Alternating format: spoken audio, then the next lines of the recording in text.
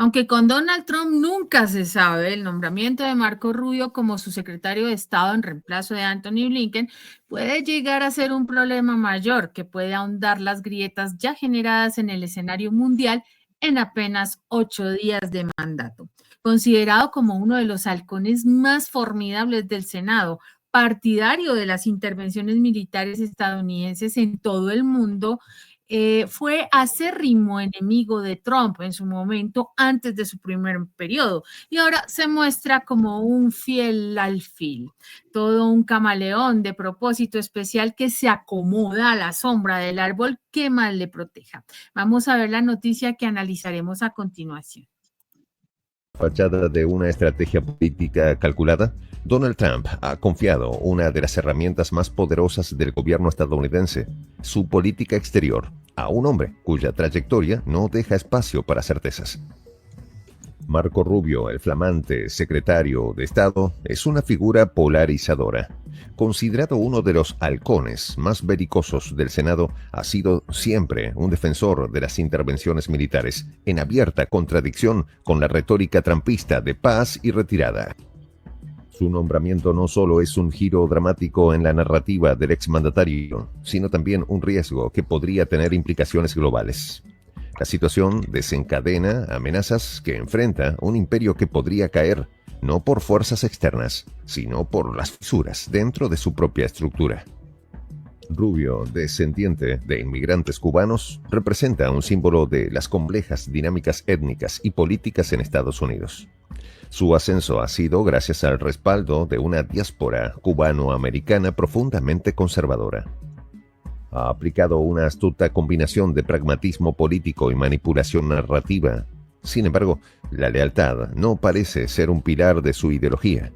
En 2016, Rubio calificó a Trump como un estafador y prometió recorrer el país para revelar la verdadera naturaleza del magnate inmobiliario.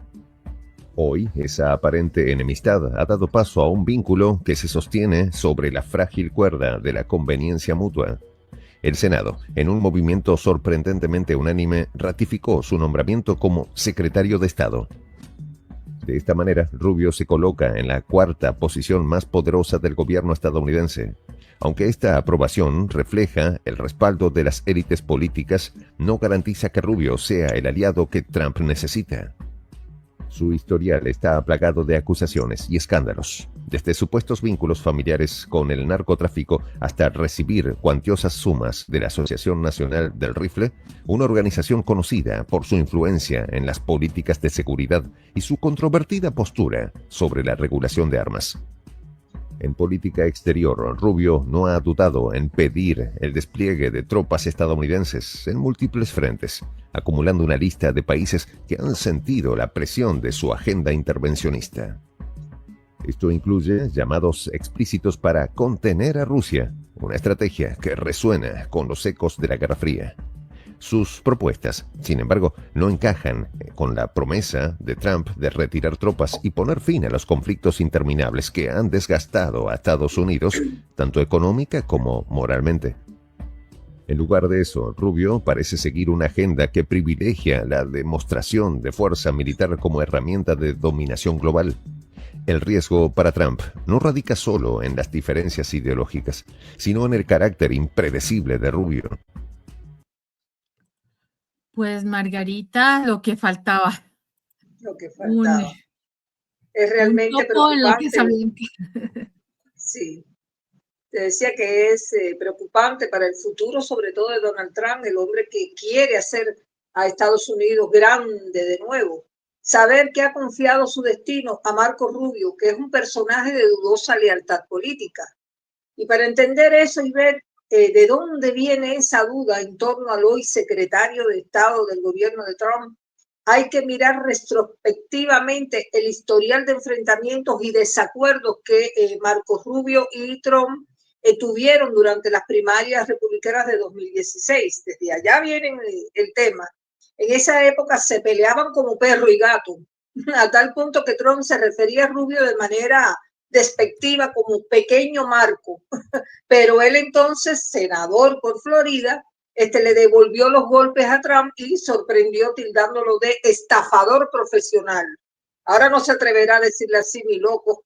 Pero bueno, eso fue durante un acto de campaña allá en Dallas, Texas, ante miles de personas. Así que eso quedó para la historia.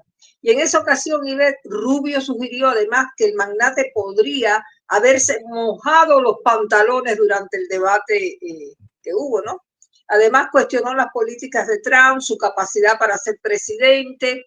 Sin embargo, ¿qué pasó después? Bueno, luego de abandonar la carrera presidencial, Rubio hizo como camaleón, cambió de color al mostrar ese apoyo tan abierto a Trump y aparentar desde entonces que le va a ser fiel hasta sus últimos días prácticamente.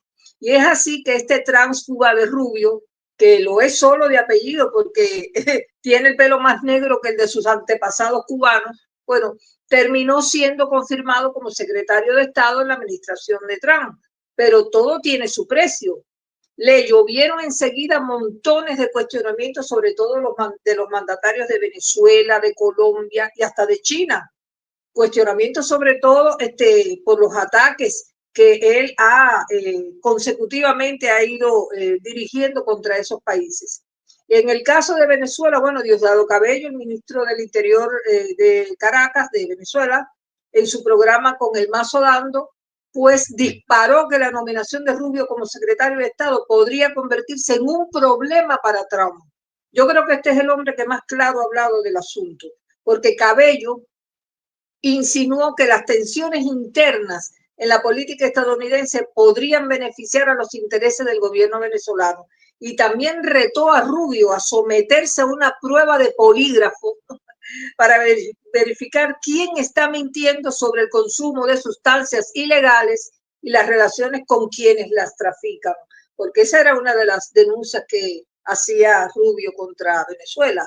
Y por esta, ahora qué está pasando, bueno, el Rubio está por aterrizar en Panamá, como parte de una gira que lo va a llevar como nuevo secretario de Estado que es, ¿no?, de Estados Unidos, una gira en la que él va a ser recibido, no se sabe cómo, por los panameños, porque los panameños están enojadísimos con él, después que el presidente Trump comenzó a ventilar esa intención de hacerse de nuevo de la soberanía del canal que atraviesa el istmo y que concentra alrededor del 5% del comercio mundial, que no es nada fácil, no es un número no menor.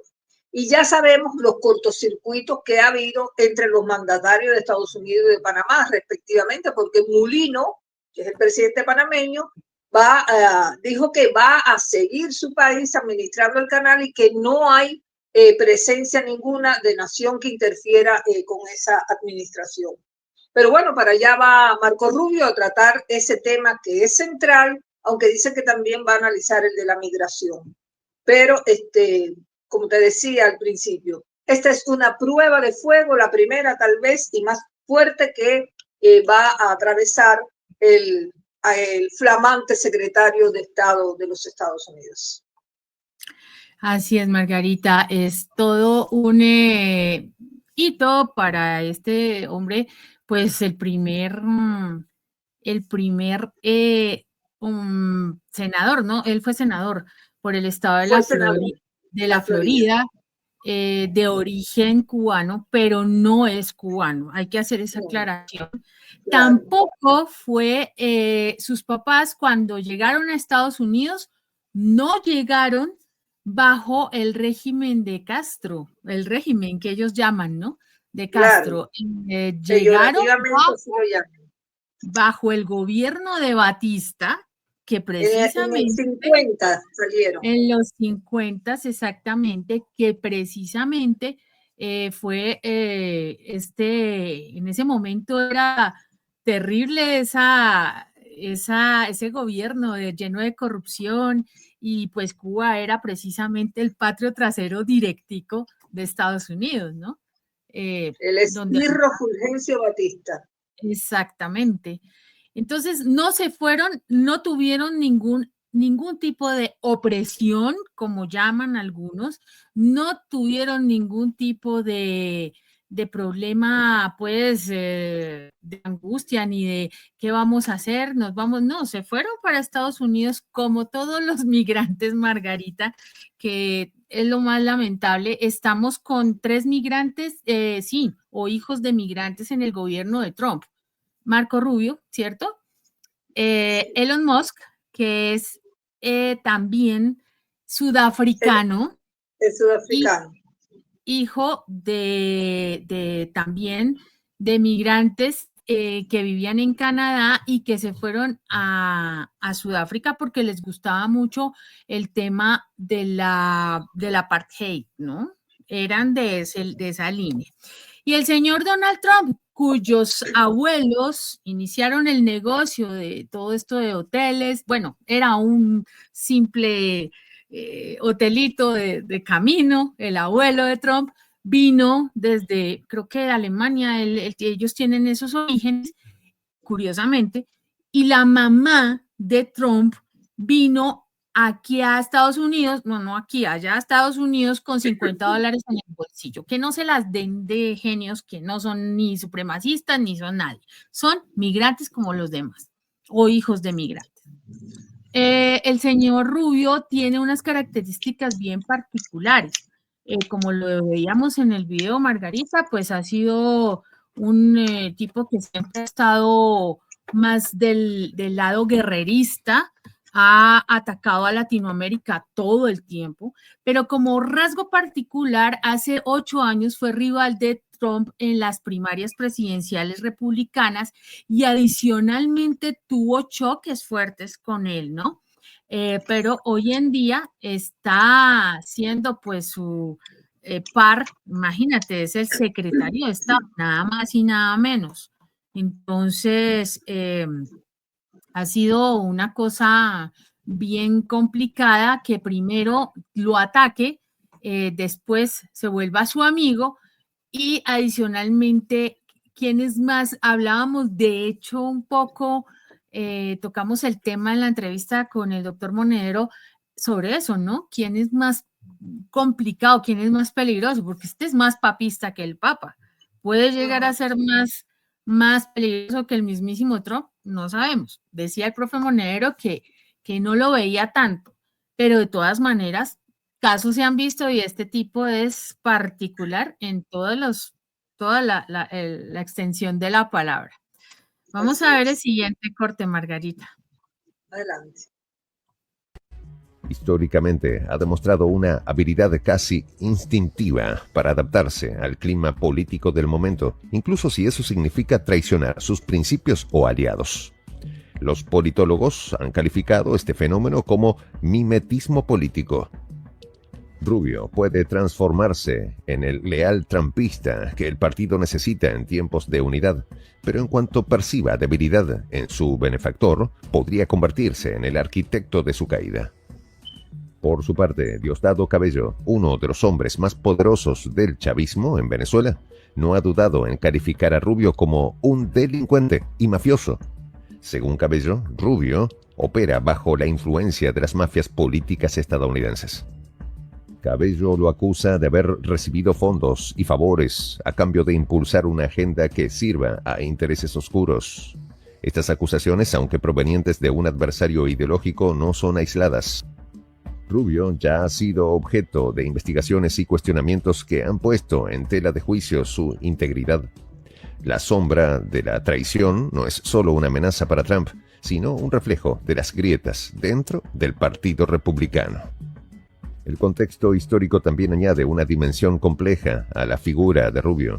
Los cubanoamericanos, aunque numéricamente superados por otros grupos latinos, han ejercido una influencia desproporcionada en la política estadounidense. Esto se debe en gran medida a la migración masiva durante las décadas de 1950 y 1960, que creó una comunidad profundamente anticastrista y alineada con los valores conservadores. Rubio, como símbolo de esta diáspora, encarna tanto las esperanzas como las contradicciones de un grupo que ha encontrado en el Partido Republicano un refugio político. Sin embargo, la elección de Rubio también expone las tensiones raciales y étnicas dentro de Estados Unidos. Trump, en su regreso al poder, se ha distanciado de políticas inclusivas como las cuotas raciales y los programas de igualación. Esto subraya la ironía de su decisión de confiar el Departamento de Estado en un cubano americano. Este movimiento, lejos de ser un gesto de integración, parece más una maniobra estratégica para mantener el apoyo de un grupo clave mientras enfrenta un panorama político fragmentado. En el plano internacional, el nombramiento de Rubio no ha pasado desapercibido. Sus posturas agresivas hacia China y Rusia podrían escalar tensiones en regiones ya volátiles. En el caso de Rusia, Rubio ha sido uno de los principales defensores de sanciones económicas y medidas de contención militar, lo que podría llevar a una nueva fase de confrontación directa. Es que se puede llamar un perfecto oportunista, Margarita. Este hombre tiene, pues, desde 2012 más o menos, primero tuvo un ascenso meteórico en el escenario político y desde 2012 pues estaba pensando desde el Partido Republicano cómo convertirse, fíjate bien a esto, en un partido más inclusivo. De hecho, ellos pensaron en una reforma migratoria de esa época y el mismo Marco Rubio lo veía como una forma de abrirse camino entre la población latina que votaba, ¿no? Y que en ese momento había votado en masa por Barack Obama. Entonces, este hombre ayudó a negociar un enorme proyecto de ley de migración bipartidista y en ese proyecto se han invertido más de 40.000 millones de dólares en seguridad fronteriza y legalizando a millones de inmigrantes, ¿no? Que vivían en ese momento en condiciones irregulares en Estados Unidos. Mira cómo van cambiando las cosas, ¿no? Después dio, pues, su intención de ser presidente y fue cuando se lanzó en las primarias contra Donald Trump. En esos días, Rubio iba y venía con ataques acérrimos contra Donald Trump, diciendo primero que él no iba a ser grande América, que iba a hacer que América sea naranja por el tema del bronceado de Trump, calificó a Trump de estafador y que Trump quería hacerse con el control del Partido Republicano. O sea, todo lo contrario a lo que ha trabajado hoy en día para llegar a ser secretario de Estado de Donald Trump, su principal rival. Te digo algo. Yo creo que la prueba la mayor prueba de lealtad que ya le dio Marco Rubio a Donald Trump fue su más reciente y artero golpe contra Cuba. El país donde nacieron sus padres y de donde, como tú recordabas, huyeron en los años 50, antes incluso de que triunfara la revolución liderada por Fidel Castro, que nada tenía que ver con este asunto. Sin embargo, sin motivo de fuerza alguno, Marco Rubio se ha convertido en un odiador visceral del país caribeño, a tal punto que jugó un papel decisivo en revocar la decisión de Biden de sacar a Cuba de la lista de países patrocinadores del terrorismo. Bueno, durante su comparecencia ante el Senado, este Pinocho mintió aseverando que el gobierno de Cuba ha mantenido vínculo con organizaciones que siembran el pánico, como la FARC y los movimientos de resistencia islámica. Oye, eso, todo lo que inventó. Y también lanzó infundios por una presunta presencia de bases de espionaje en la isla, operadas, según él, por países adversarios de Estados Unidos, como Rusia, China. Bueno, entonces, si ves, en un gesto servil hacia Trump, arremetió contra la administración saliente de Biden y le aconsejó a Trump tomar esas nuevas acciones contra Cuba cuando ya se había demostrado por la administración demócrata que la isla cumplía los requisitos impuestos por Estados Unidos para no seguir en esa lista negra. Y bueno, ya tú conoces, esto desató una ola de reacciones en la isla y por gran parte de la comunidad internacional que han criticado duramente estos actos. Y el artero ataque que significan esas acciones hostiles de Rubio y Trump fueron calificadas por el propio ministro de Relaciones Exteriores de Cuba, Bruno Rodríguez, como un acto de burla y abuso. Y ha criticado la política exterior de Estados Unidos hacia Cuba como obsoleta y fallida. Ellos saben que ya no va más, ya no pueden más con la isla. Y los medios cubanos acusan a Rubio de ser un torturador en jefe del pueblo cubano y de tener una obsesión por destruir a la isla. Bueno, también han señalado que las sanciones impuestas por Rubio han contribuido a esa crisis económica y al aumento de la migración cubana hacia Estados Unidos. Y fíjate de dónde viene todo, Ivette, que la inclusión de Cuba en esa lista negra comenzó en enero de 2021 y fue una de las últimas decisiones que tomó el republicano Trump antes de dejar el poder en su primer mandato. Y en aquella Federación Nacional de la FARC, bueno, todo eso que viajaban a La Habana, no sé si tú te acordarás, que allí se hacían esas reuniones de negociaciones de paz con el gobierno de Colombia. Imagínate, Ivette, qué martirio ha tenido que atravesar Cuba, que había formado parte de esa lista desde 1982, pero salió en 2015 y después durante la etapa de acercamiento que impulsó el entonces presidente Barack Obama y que frenó después Donald Trump, que durante su mandato redobló las sanciones sobre La Habana y frenó el deshielo que había logrado incluso acercar de nuevo a Cuba, a Estados Unidos. Pero bueno, para resumirte, todas estas acusaciones se basan en la simple percepción, fíjate bien, de que al albergar a líderes guerrilleros y facilitar las negociaciones en La Habana, Cuba estaría apoyando indirectamente a grupos considerados violentos por algunos países que son incluidos Estados Unidos. Algo que yo no acabo de entender, Ivette, si es que Cuba tuvo el papel de país mediador en busca de esa paz, ¿cómo es que Washington tuerce la interpretación de los hechos de ese modo? Entonces, ¿qué pasará con otros países que sean escenario de la mediación de conflictos de otros terceros países? Entonces serán igualmente atacados de esta manera que lo está haciendo Cuba ahora, por haber sido sede de una reunión de paz. No entiendo. Así es, Margarita. Pues es difícil de entender esa postura. Lo que sí se puede ver, Margarita, es esa forma de dirigirse este tipo. Cuando le preguntaron, por ejemplo, por los ataques contra Trump, dijo que eso era una campaña y que definitivamente no significa que lo diera, pero que estaban compitiendo y entonces que por eso lo había hecho.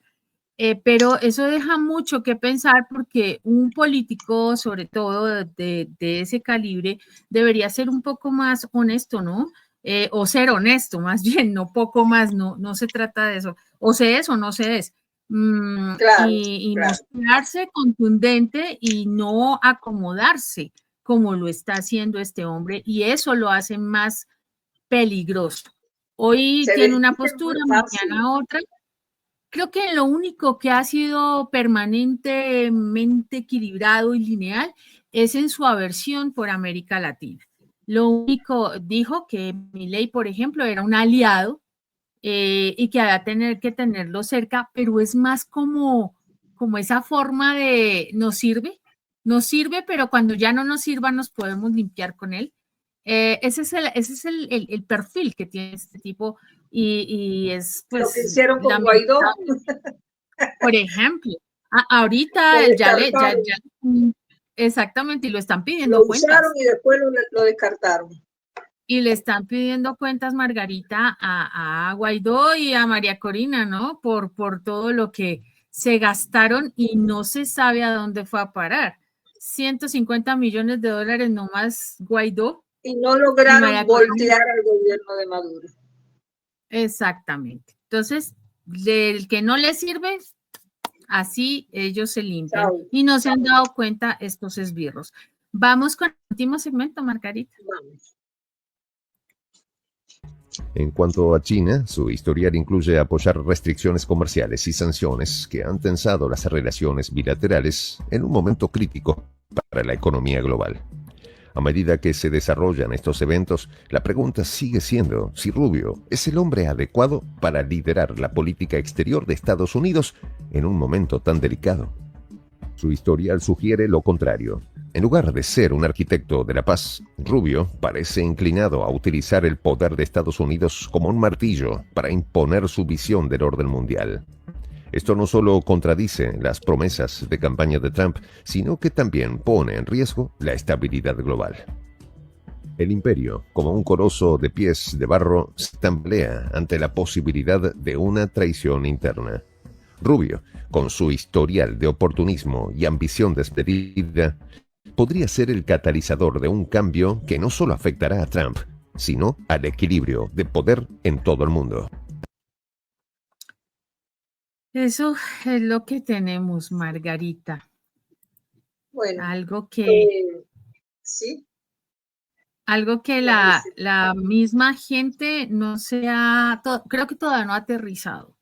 Creo que de la euforia de la elección de Donald Trump como un posible salvador de Estados Unidos y del mundo entero alrededor de todo lo que el desastre que había dejado Joe Biden, creo que la gente hasta ahora se está empezando a pellizcar que no era por ahí y que cometieron un error gravísimo porque esto va a estar mucho más complejo, Margarita, mucho más difícil.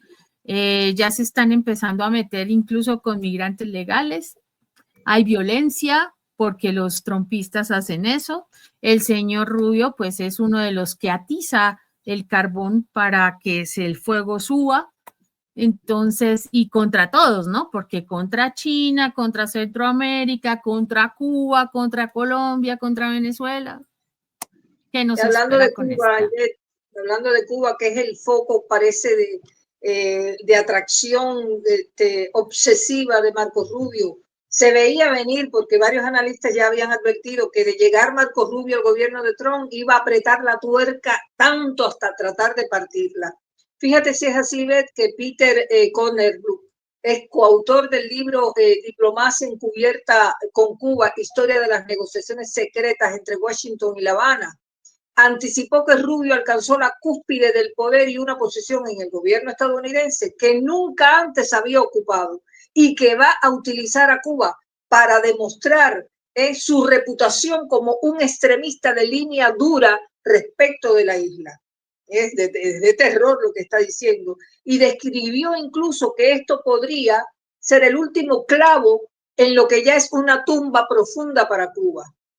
Morboso el hombre, pero así lo dijo. Y bueno, pensar y ver que en octubre del año pasado, en la Asamblea General de las Naciones Unidas, se aprobó por abrumadora mayoría de 187 votos a favor, con 2 en contra, Estados Unidos e Israel, la resolución que llama al país del norte a ponerle fin ya definitivo al embargo económico, comercial y financiero contra Cuba. Son 62 años ya con la soga apretada al cuello del pueblo cubano. Y las manos de Marco Rubio y de Donald Trump están metidas de lleno en esa acción criminal. No quieren ni siquiera suavizar el bloqueo, todo lo contrario. No quieren darle oportunidad a Cuba para demostrar que puede resurgir. No quieren levantar el castigo y dejar a los cubanos vivir en paz, porque la única razón es que la isla defiende a cualquier precio su independencia y su soberanía. Y la única manera de hacerla ponerse de rodillas es, como dicen los piratas, cortándole las piernas. Y bueno, es una crueldad sin límites lo que perpetran Rubio y Trump, y lo peor es que sucede a la vista del mundo, que le está reclamando: dejen vivir en paz a Cuba, liberen los sueños atrapados en ese mar, dejen que Cuba pueda respirar, que la vida florezca en cada rincón de esa isla y que el embargo sea solo un triste adiós. Bueno, tan difícil es eso, Ivette, yo me pregunto. Bueno, perdona que me emociono, pero el tema me toca muy de cerca porque se trata obviamente de millones de compatriotas que sufren ese injusto y cobarde cerco económico. Así que aprovecho para agradecer a nuestros fieles seguidores por este canal, por la atención que nos han prestado para este comentario. Muchas gracias, Margarita, y más que comprensible y pues obviamente oportuno esta intervención, que además es del alma. Muchas gracias a nuestra audiencia que nos acompaña en todas nuestras emisiones, que nos anima a seguir adelante con estos análisis que van más allá de la noticia. Los invitamos a que se sigan sumando a nuestro canal de Prensa Alternativa, que ya supera el 1.000.000 de seguidores y que este 2025 va a crecer mucho más y a traerles a ustedes los mejores contenidos.